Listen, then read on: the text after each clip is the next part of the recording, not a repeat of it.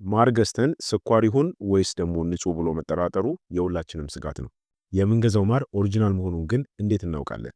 ዛሬ ላይ በገበያ ስኳር የበዛበት፣ ውሃ የተበረዘበትና የተለያዩም ኬሚካሎች የተቀላቀሉበት ማር በብዛት ይገኛል። በመልክ ብቻ አይተን ኦሪጂናሉ ማወቅ ይከብዳል። ስለዚህ ዛሬ በቤታችን ውስጥ በቀላሉ ልናደርጋቸው የምንችላቸውን ኦሪጂናል ማርን ከተቀላቀለ ማር በደቂቃዎች ውስጥ የምንለይባቸውን 8 ድንቅና ሳይንሳዊ ዘዴዎችን አሳያችኋለሁ። እነዚህን ዘዴዎች ካወቃችሁ በኋላ ዳግመኛ በማር አትሸወዱ። እስከ ቪዲዮ መጨረሻ ተከታተሉኝ። በተለይ በስድስተኛ ላይ የማሳያችሁ ሙከራ በጣም አስገራሚ ነው። አሁን ወደ ሙከራዎቹ በቀጥታ እንለፍ። አንደኛውና የመጀመሪያው ኦሪጂናል ማርን፣ ይሄ ማለት ንጹህ ማርን ስኳር ከተቀላቀለበት ማር የምንለይበት መንገድ የውሃ ሙከራ ነው። ይህ በጣም ቀላሉና ውጤታማው መንገድ ነው። ይህንን ሙከራ ለማድረግ በአንድ ብርጭቆ ንጹህ ውሃ ውስጥ አንድ የሻይ ማንኪያ ማር ቀስ አድርጋችሁ ትጨምራላችሁ። ማሩ ንጹህ ከሆነ ወይም ደግሞ ኦሪጂናል ከሆነ ሳይበተን በቀጥታ ወደ ብርጭቆ ግርጌ ይወርዳል ወይም ደግሞ ይሰርጋል። ለመበጥበጥ የተወሰነ ግፊት ይፈልጋል። ነገር ግን ንጹህ ካልሆነ ማሩ ውሃ ውስጥ እንደገባ ወዲያውኑ መማማትና እንዲሁም ደግሞ መበተን ይጀምራል። ምክንያቱም ስኳርና ሲሮፕ ከውሃ ጋር ቶሎ የመቀላቀል ባህሪ ስላላቸው ነው። ስለዚህ ስኳር ካለበት ብትን ይላል ማለት ነው። እንዳስገባችሁት ውሃ ውስጥ እንደጨመራችሁት ብትን ይላል። ኦሪጂናል ከሆነ ግን ቀስ ብሎ ወደ ታች ይወርዳል ወይም ደግሞ ይሰርጋል ማለት ነው። በዚህ መልኩ በመጀመሪያ መለየት ትችላላችሁ። ሁለተኛ ደግሞ የእሳት ወይም ደግሞ የክብሪት ሙከራ ነው። ንጹህ ማር ተቀጣጣይ የሆነ ንጥረ ነገር አለው። ታዲያ ይህንን ሙከራ ለማድረግ የክብሪት እንጨት ወስዳችሁ ባሩድ ያለበትን ጫፍ ማር ውስጥ ትነኩታላችሁ። ባሩድ ያለበት ማለት ክብሪቱ የሚለኮስበት አናትየው ማለት ነው። ወፈር የምትለዋ ፓርት ማለት ነው። ከዛ በኋላ ክብሪቱን ለመለኮስ ትሞክራላችሁ። ንጹህ ማር ከሆነ ወይም ደግሞ ኦሪጂናል ከሆነ ክብሪቱ በቀላሉ ይበራላችኋል።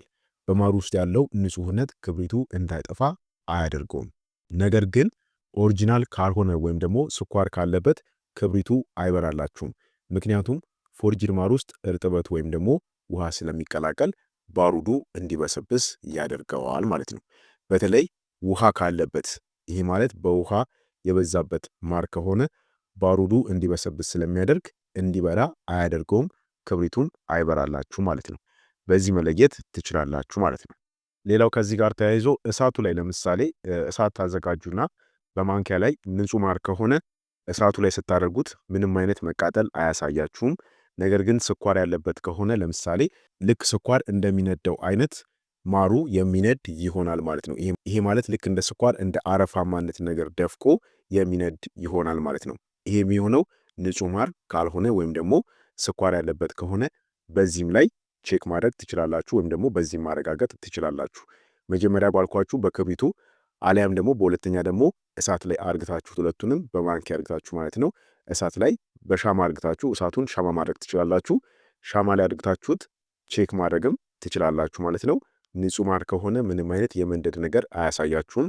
ነገር ግን ስኳር ያለበት ከሆነ እንደ ፎም ነገር ወይም ደግሞ እንደ አረፋማነት ነገር የሚደፍቅ ይሆናል ማለት ነው።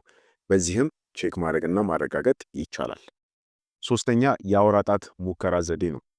ይሄ ሙከራ ማለት ማርን በጥቂቱ በአውራ ጣታችሁ ላይ ማፍሰስ ማለት ነው። ታዲያ ንጹህ ማር ከሆነ ማሩ በአውራ ጣታችሁ ላይ እንደረገጠ ይቆያል እንጂ አይፈስም ወይም ደግሞ አይበተንም። ወፍራምና የተከማቸ ነው ንጹህ ማር ማለት ነው። ነገር ግን ንጹህ ካልሆነ እንደ ውሃ ወዲያውኑ ይፈሳል ወይም ደግሞ በጣታችሁ ላይ ይዘረጋል። ምክንያቱም በውስጡ ያለው የውሃ መጠን ከፍተኛ ስለሆነ ጣታችሁ ላይ ኮንሰንትሬት ሆኖ አይቀመጥም ማለት ነው። በዚህም በአውራ ጣታችሁም ንጹህ ማርንና እንዲሁም ደግሞ ንጹህ ያልሆነ ማርን መለየት ትችላላችሁ። አራተኛ ደግሞ የወረቀት ሙከራ ነው። ጥቂት ማር በነጭ ወረቀት ላይ ወይም ደግሞ በሶፍት ላይ ማፍሰስ ነው ይሄ ሙከራ ማለት ነው።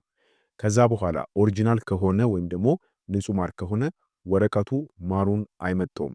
በወረቀቱ ጀርባም እርጥበት አታዩም። ንጹህ ማር ውሃ ስለሌለው ወረቀቱን አያበሰብሰውም ማለት ነው። ነገር ግን ንጹህ ያልሆነ ማር ከሆነ ወረቀቱ ማሩ መጥቶ ያበሰብሰዋል። ልክ እንደ ውሃ በጀርባው በኩልም እርጥበት ያወጣል ማለት ነው። በዚህ መለየትም ይቻላል። አምስተኛ ባዮዲን ሙከራ የመለየት ዘዴ ነው። ይህ በተለይ ስታርችን ለመለየት ያገለግላል። ይህ ሙከራ በላቦራቶሪ ደረጃ የሚሰራ ግን ደግሞ ቤት ውስጥም መሞከር የሚቻል ነው። እንዴት ነው የምታደርጉት? ጥቂት ማር ከውሃ ጋር ቀላቅላችሁ 2 ጠብታ አዮዲን ትጨምሩበታላችሁ። ማሩን ከውሃ ጋር ቀላቅላችሁ 2 ጠብታ የሚሆን አዮዲን ጨምሩበት። ከዛ በኋላ ንጹህ ከሆነ ቀለሙ አይቀየርም፣ ቢጫ ሆኖ ይቆያል። ነገር ግን ንጹህ ካልሆነ ቀለሙ ወደ ሰማያዊ ወይም ደግሞ ሐምራዊ ይቀየራል። ይሄ ማለት ማሩ እንዳይፈስ ስታርች ወይም ደግሞ ዱቄት ተቀላቅሎበታል ማለት ነው። ስለዚህ በዚህም በአዮዲን ሙከራ መለየት ይቻላል። ስድስተኛ የኮምጣጤ ሙከራ ነው። የኮምጣጤ ሙከራ ስንል የአፕል ሳይደር ቪኔጋርን ተጠቅሞ ማርን የመለየት ዘዴ ማለት ነው። ሙከራው ማርና ውሃን ቀላቅላችሁ 2 ጠብታ ደግሞ ኮምጣጤ ወይም ደግሞ ቪኔጋር ዘይት ትጨምሩበታላችሁ። የአፕል ኮምጣጤ ማለት ነው። ከዛ በኋላ ንጹህ ከሆነ ምንም አይነት ለውጥን አታዩበትም ወይም ደግሞ ምንም አይነት ለውጥ አያሳያችሁም። ነገር ግን ፎርጂድ ከሆነ አረፋ ይደፍቃል። ይሄ ማለት ፎም ይሆናል። ይህም የሚያሳየው ማሩ ውስጥ ጂፕሰም ወይም ደግሞ ሌሎች ኬሚካሎች መጨመራቸውንና መኖራቸውን ነው። ስለዚህ በአፕል ሳይደር ቪኔጋርም ማርን በዚህ መልኩ መለየት ይቻላል ማለት ነው። ሰባተኛ የጨርቅ ሙከራ ቴስት ነው። ይህ ሙከራ ማር ውስጥ ቀለም ወይም ደግሞ ስኳር ወይም ደግሞ ውሃ መኖሩን ይለያል። ታዲያ እንዴት ነው የምታደርጉት? ነጭ ንጹህ ጨርቅ ላይ ጥቂት ማር አፍስሱበት። ከዛ በኋላ ማሩን በውሃ እጠቡት። ንጹህ ከሆነ ማሩ ከታጠበ በኋላ ጨርቁ ላይ ምንም አይነት እድፍ ወይም ደግሞ ቀለምን አይተውም። የተበረዘ ከሆነ ወይም ደግሞ ቅልቅል ያለበት ማር ከሆነ ጨርቁ ላይ ቢጫ ወይም ደግሞ ቡናማ ቀለም ጥሎ ያልፋል ማለት ነው። በዚህ በጨርቅ ላይም በዚህ መልኩ ቴስት ማድረግ ይቻላል። ስምንተኛና የመጨረሻው የዳቦ ሙከራ ነው። ይህ ሙከራ የማሩን የእርጥበት መጠን ለመለካት በጣም ውጤታማ የሆነ ሙከራ ነው። አሰራሩ እንዴት ነው? አንድ ቁራጭ ደረቅ ዳቦ ውሰዱና ማር ውስጥ ነክራችሁ ለ5 ደቂቃ ያክል አቆዩት። ከዛ በኋላ ንጹህ ከሆነ ዳቦ ይበልጥ ይጠነክራል። ምክንያቱም ማሩ በዳቦ ውስጥ ያለውን ቀሪ እርጥበት ስለሚመጣው ነው። የተበረዘ ማር ከሆነ ግን ዳቦ ይላላል ወይም ደግሞ ይረሰርሳል። ምክንያቱም የተበረዘ ማር ውስጥ ያለው ውሃ ዳቦን ስለሚያለሰልሰው ወይም ደግሞ ስለሚያርሰው ነው ማለት ነው። በዚህ መልኩም ንጹህ ማርን ከንጹህ ካልሆነ ማለትም ኦሪጂናሉን ከፎርጅዱ መለየት ትችላላችሁ ማለት ነው። እንግዲህ ተመልካቾቼ አንድ ነገር ማወቅ ያለባችሁ ማር በመልክ ወይም ደግሞ በከለር ብቻ አይለይም። ነጭ ማር፣ ቀይ ማር ወይም ደግሞ ጥቁር ማር ሊኖር ይችላል። እንደ ንቦቹ ምግብና እንደ አካባቢውም የአየር ጸባይ የሚለያይ ነው። ስለዚህ እነዚህ ያየናቸውን ሳይንሳዊ ሙከራዎች መጠቀም ብቸኛው አማራጭ ነው ማለት ነው። በመሆኑም ዛሬ ያየናቸው 8ቱ ዘዴዎች እነዚህን ይመስላሉ። በእነዚህ ቀላል ሙከራዎችን በመጠቀም የማራችሁን ጥራት በቤታችሁ መፈተሽና መለየት ትችላላችሁ ማለት ነው። ጤናችን ለመጠበቅ የምንገዛቸው ምግቦች ንጽህናቸው ማረጋገጥ የእኛ ድርሻ ነው።